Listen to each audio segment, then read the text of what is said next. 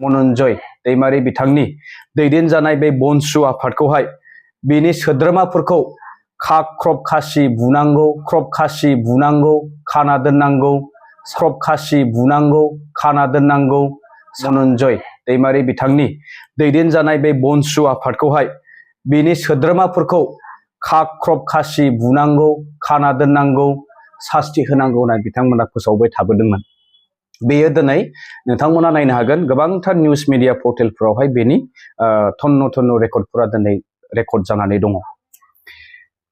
लोगोसेनो आङो आंनि फारसे आंनि व्यक्तिगत खोथाखौ बुङोब्ला बिथाङा इरागदावारि बिथाङा बुंदों जे आङो खुनु बनसुनि सोद्रोमा नङा बिदि होननानै बुंदों, इउटुबार होननानै बुंदों। इउटुबार आं एक्सेप्ट खालामो, आंहा मोनसे निजा पार्सनेल मोनसे प्रफेशनेल पेज मोनसे दङ, आं बेखौ सालायो। बेनि अनगाबो आङो बनसुनि बिबानगिरि 2022 मायथाइ समनिफ्राय सेप्तेम्बर दाननिफ्रायनो आङो बनसु आफादावहाय गोख्रोङै मावबोगासिनो दं। आं अलरेडि मेनसनबो खालामखांबाय। दा बिथाङा इरागदावारिजों लोगोसे सानैसो बिथांजों थाफानाय मिडियायावहाय जे बाइट होदों, बिथाङा बुंदों जे 1 crore मानहानि केस आंनि फारसे होनाय जाबाय होनना बुंदों। फाउन्डार प्रेसिडेन्ट बनजित मन्जिलनि फारसे एलिगेसन लाबोनायनि थाखाय एबा सारा बनसु आफादखौनो बदनाम खालामदों होननानै बिथांमोना बेबायदि अजदखौ लाबोदों। आं 1 crore मानहानि मोनसे केस आंनि फारसे होदों।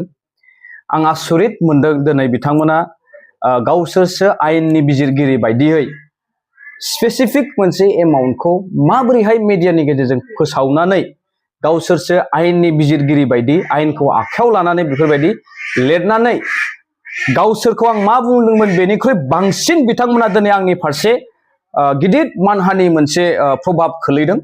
जेरावनाखि बिथांमोना गावसोरखौनो आयेननि बिजिरगिरि बायदियै 1 कौटि रांनि जुरिमाना बा मानहानि केस होनाय जाबाय होननानै दिनै सारा ससियेल मिडियायाव फोसावनानै आंखौहाय पार्सनेलि व्यक्तिगत आक्रमण खालामदों आरो जोबोद आघात बा दुखु मोनहोदों।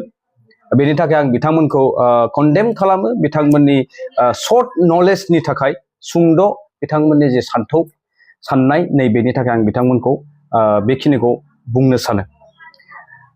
आरो आंनि प्रमान नांबावगौबा दिनै आंजों लोगोसे नै आफादगिरि आरो नेहाथारि बिथाङा लोगोआवनो जफानानै दङ आरो जोंनि बाक्सा जिल्लानि गोबां बायदि बायदि बिबानाव थानाय सोद्रोमाफोरा आंजों लोगोसे दंफाबावो। दा बेनो आरो मोनसे खोथा बिथाङा बुंबावदों इरागदावारिया, आं सानो बिथाङा गोबां नलेज लानो गोनां दंबावो। जुदिह बिथाङा दिनैनि समावहाय बनजित मन्जिल दैदेननाय बनसुआवहाय मा बिबानाव दङ आं बेखौ स्पष्ट मोनथिया। बिथाङा बुंबावदों जे सन्जय बर' बिथांखौहाय आङो दिनैनि थारिखआव कन्ट्रल खालामनो हाया, बिदि बेक्तिया जोंनि मालाबाबो जानो हाया होनना बुंदों। बिथाङा नैबे डेम'क्रेसि हादोराव आंनि पार्सनेल लाइफआव इन्टारफेयर खालामनो फैग्रा सोर?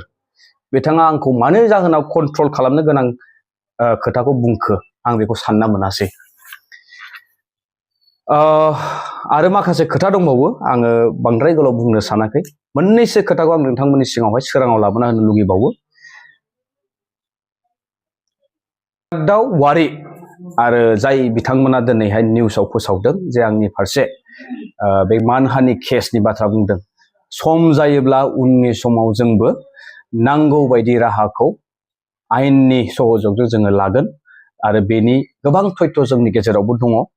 आरो जिहेतु बियो मोनसे डिबेटसोमोन, ससियेल मिडियायाव सोलिबाय थानाय डिबेट, बिथांमोना जा बुंदों बेनि खेंफोरथि आङो हरदोंमोन।